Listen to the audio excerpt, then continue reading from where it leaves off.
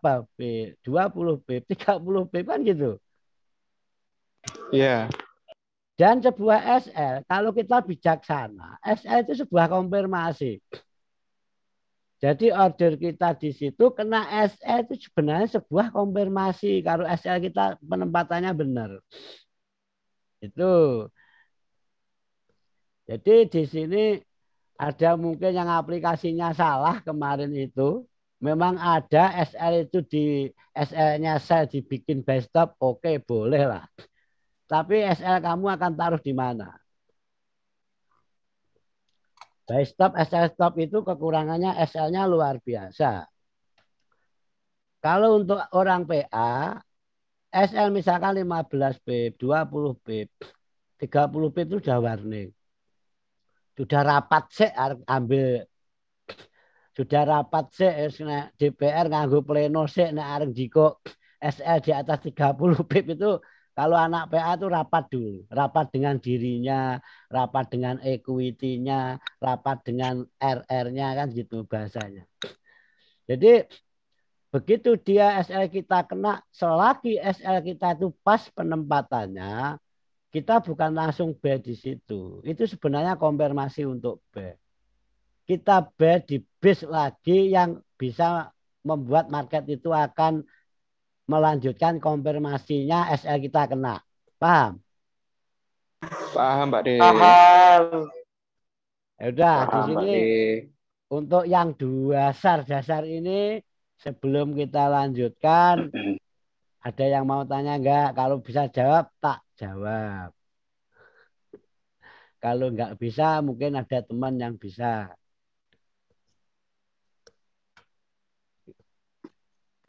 Tanya apa ya? Tanya Om Sam. Agak keras suaranya. Halo, halo.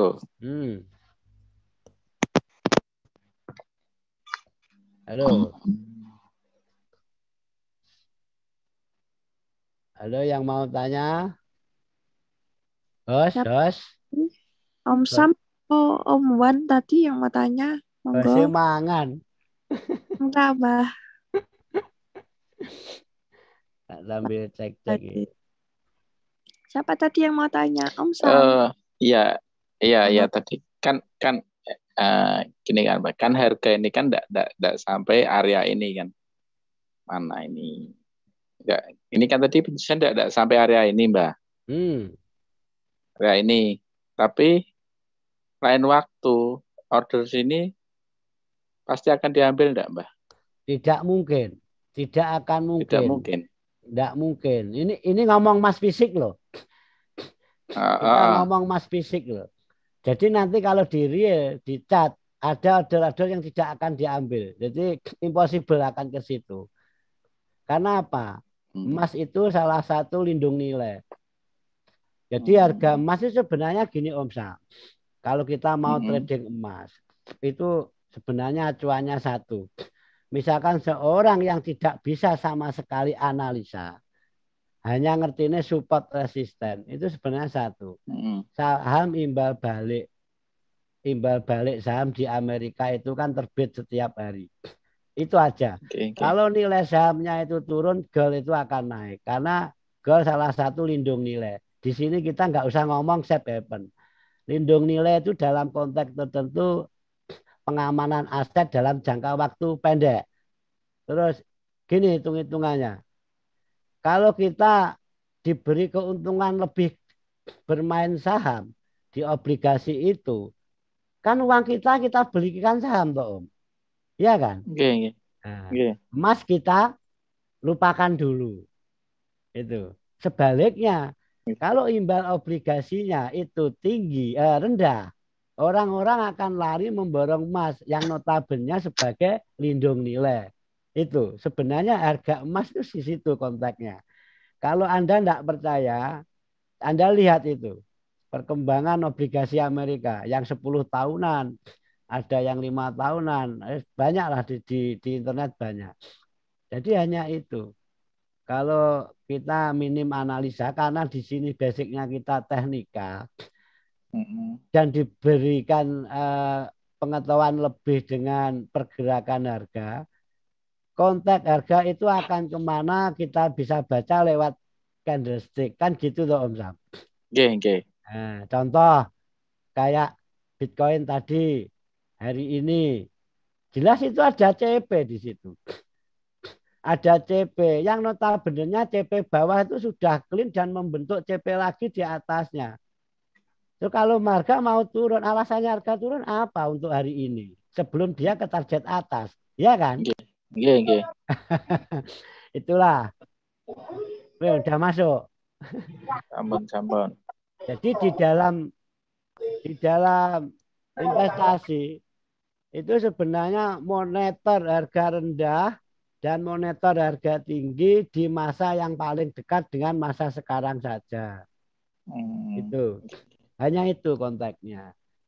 Makanya kita kalau analisa minimal itu kita comot saja support resistance weekly lah udah cukup itu. Udah cukup. Karena sebarannya tidak akan jauh dari radius support resistance daily yang notabene-nya nanti buat intraday kan gitu kan. Iya, Pak. Jadi kemarin memang kita mau ke basic, nanti ya baru bisa realisasikan sekarang. Kemarin memang agak sedikit ada ganjalan ya Om Sam ya. Kita mau menerangkan itu sudah ke topik yang lain kan gitu. Terus bisa lari ke chat ya. Oke, Pak. Monggo, Pak. Boleh. Saya tahu persis kok. Saya tahu persis di sini asine sebenarnya entah Mbak Pri itu benar salah, itu orang-orang itu 90% inginnya kecat kok. Iya kan? Oke, Pak. Tapi real, Pak. Sebenarnya pendapat itu sangat keliru. Sangat keliru. Jadi dengan adanya kita sharing, kita edukasi di sini, suatu saat saya ingin Anda itu menguasai sendiri. Bisa analisa dasar sendiri, bisa menentukan level sendiri, tidak ketergantungan. Ya mintanya kita diberi sehat terus ya. Kalau minimal kalau kita nanti ada sesuatu kerepotan kan nanti Anda malah bingung kan gitu loh. Makanya di sini jujur saja kita tuh murni berbagi, murni edukasi, tidak ada niat sedikit pun menggurui. Jadi di sini ya tolonglah nanti yang masih takut entry ini dipegang dulu. Ini dipegang dulu. Bahkan saya berani menginstruksikan asalkan R-nya masuk dan Anda bisa memegang money management dan manajemen modal akun Anda masing-masing. Jangan takut mengambil tindakan sell di sini dan jangan takut mengambil tindakan buy di sini. Oke. Ya. Nah, terus kalau kita mau main-main di daerah sini, ini saya tulisin area balance, area masuk perlu konfirmasi. Yang tadi saya singgung, Anda mungkin di sini buy sell di sini diberi profit, mungkin faktor keberuntungan. Jadi di sini perlulah sebuah konfirmasi. Misalkan harga dari bawah, ini break, kita tunggu dulu sini. Ini bukan tunggu retrace-nya kalau saya nggak akan tunggu retrace-nya. Biasanya terjadi seperti ini. Kalau bahasa ditunggu retrace-nya itu trading breakout namanya, breakout support resistance. Oke, breakout. Trading breakout. Harga naik, sebelum naik dia bikin base, dia naik lagi. Nah, kita tunggu ya. Kita masuk di base-nya ini ya. Nah, ini berarti ini konfirmasi kan gitu loh.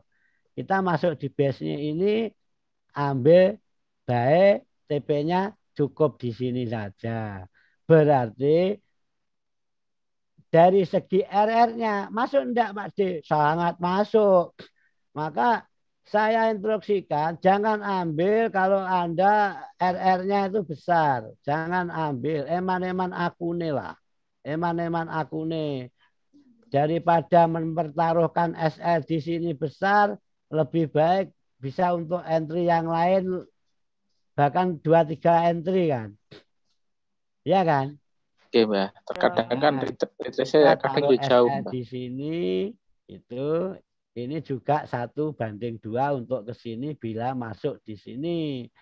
Kalau sampean masuknya di sini, nah, kalau sampean masuknya di sini, walaupun ini sudah konfirmasi, Anda siap nggak nanti ditarik? Nah, gitu. Eman-eman dah, eman-eman tenaganya sampean. Nah, saya rasa itulah kuncinya. Bahkan Mbak Put sendiri itu maunya trading, nggak mau plotting.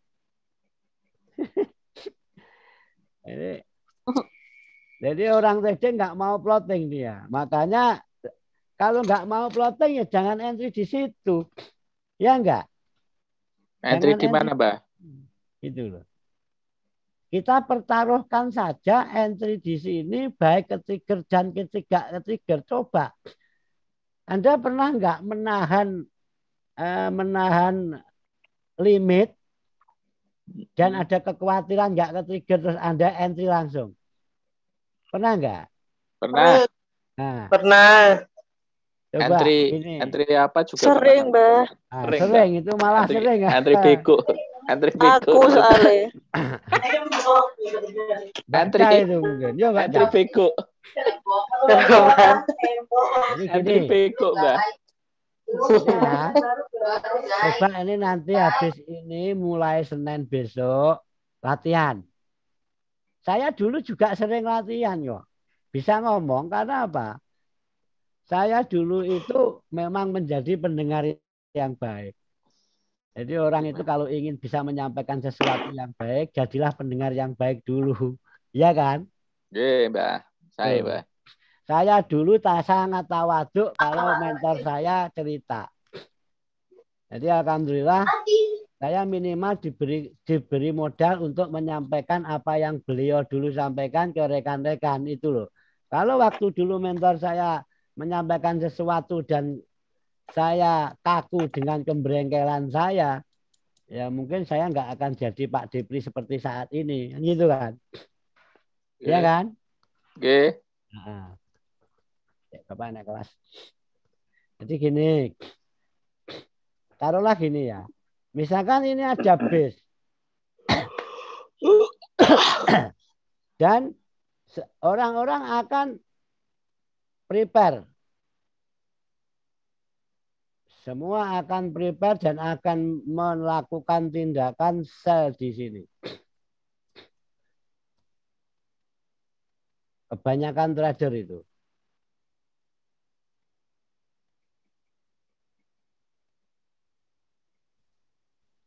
Terus harga itu sampai sini naik turun. Wah ini approach-nya masuk. Wah sudah CPLQ dan lain sebagainya kan gitu. Sudah paypal dan lain sebagainya. Begitu tak gitu. Nah, begitu tak gitu dan harga turun. Harga turun, main lagi, turun. Nah, beranikah Anda pasang PO di sini? Nggak berani. Nggak berani. Tetap nggak berani karena takut ketinggalan. Apalagi di dalam konteksnya dalam ilmu-ilmu yang sering dibicarakan, ini ada QM, ya misalkan ini ada support, PCP. Nah, misalkan lah, ini untuk basic saja. Misalkan.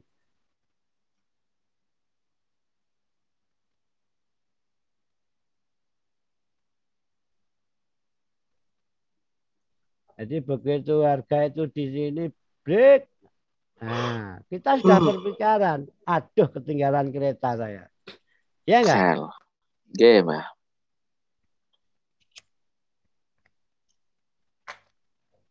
Ketinggalan kereta. Karena apa? Ini sudah konfirmasi QM. Ini ada LS. Coba ini tadi sama-sama dikebiri itu sama LS-nya Bitcoin. Ya enggak? Nanti tak jelaskan untuk yang itu. Jadi di sini mereka kebanyakan takut karena faktornya ketinggalan dan lupa. Di sini ada di jauh hari ada sejarah atau pas. Nah, dia lupa nggak pernah lihat kiri, makanya trader PA itu lihat kiri. Nek bahasa saya delok spion kan gitu, ya kan? Oke, Tuh. Mbah. Nah, terus kayaknya jarang-jarang orang-orang itu memperhatikan ini. Dia sudah, ini buat latihan saja. Coba kalau ada seperti ini, nggak usah berharap yang aneh-aneh. Kalau sudah seperti ini, apalagi di M15, Anda PO aja di sini. Jangan PO dulu, latihan. Jangan PO dulu. PO saja di daerah ini, base-nya ini. Paham? Ya. PO Ya, saja di Mbah. situ. Walaupun ini sudah jauh, biarin, jauh biarin. Bahkan sampai biarin gitu loh. Kalau ke sini ya rezeki, kalau enggak cari lagi. Enggak rezeki. Nah, itu cari lagi di pair lain. Makanya saya sangat anjurkan mappingnya all pair. Biar dapat menangkap momen seperti ini tidak hanya di satu pair. Kekhawatiran saya apa? Sangat cintanya dengan gold. Tidak pernah melirik pair lain. Gold tidak ada setup. Nggak ada setup seperti ini. Dimunculkan setup-nya. Udah pokoknya itu muncul sinyal. Sinyal nek gawe dewe. Padahal market itu nggak mungkin menurut karpe kita kan gitu. Dia nono ke momen. Akhirnya itulah munculnya teknik-teknik harapan. Pokoknya teknik harapan palsu. Ajaklah bicara harga itu, ajaklah bicara. Harga itu jangan dilawan. Kena ghosting. Jadi di sini tuh kita bukan ngomong trading tren loh ya. Saya nggak ngomong, saya juga bukan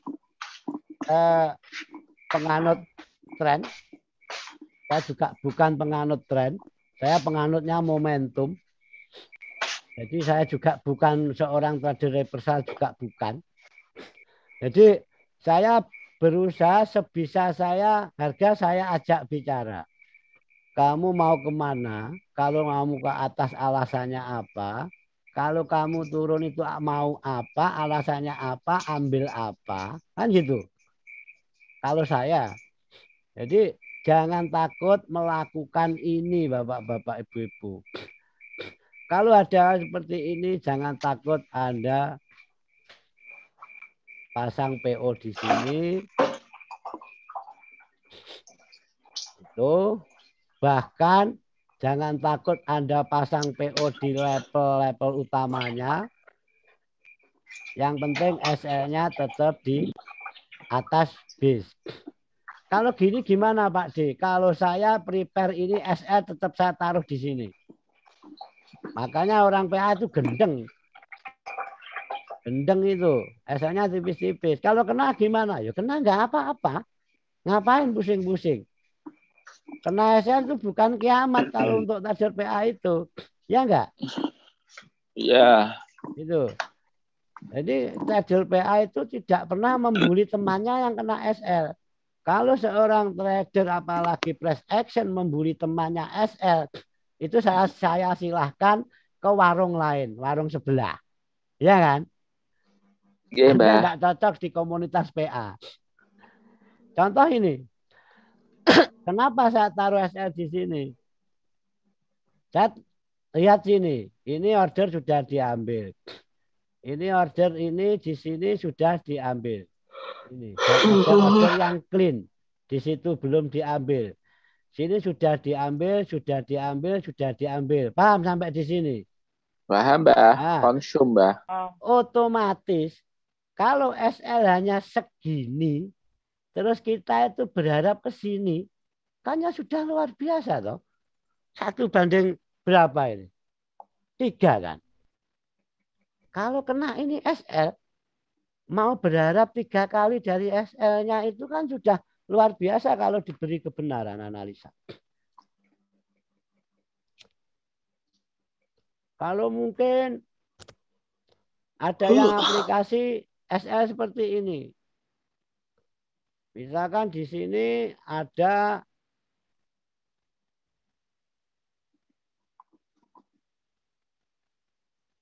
ini. Nah ini loh, kalau saya ngomong pakai logika tadi ini, sebenarnya arahnya ke sini. Anda taruh SL di sini. Oke, karena di atas hack. Ini masa yang tidak direkomendasikan Anda monitor ini seperti yang halaman tadi, ya kan? Yeah. Anda cukup di sini saja. Jangan di sini. Ini sudah bukan ranah level ini. Ngapain Anda mikir ke sini? Itu loh.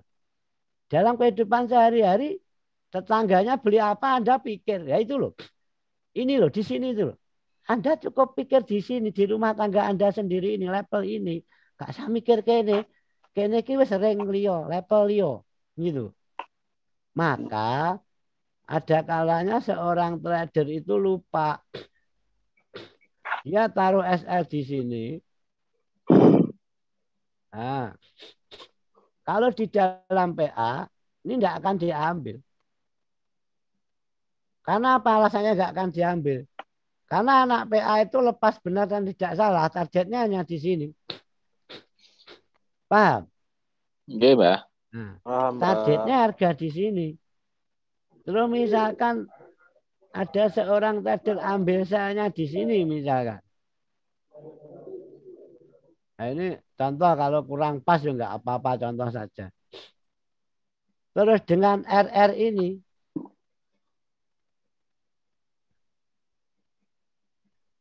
ambilnya di sini ya tadi, bukan ini.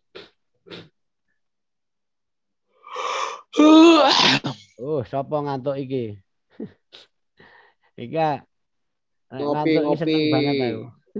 Ngopi dulu. Jadi misalkan SL-nya segini base-nya. Terus TP-nya kalau anak PA paham. TP rasional. Nah, TP rasional. Yo, aku TP rasional aja, Mbak. Hanya jarang di hol. sini. Di ghosting nanti malahan. Nah, kan ini RL-nya nggak masuk toh Om Sam. Teman-teman.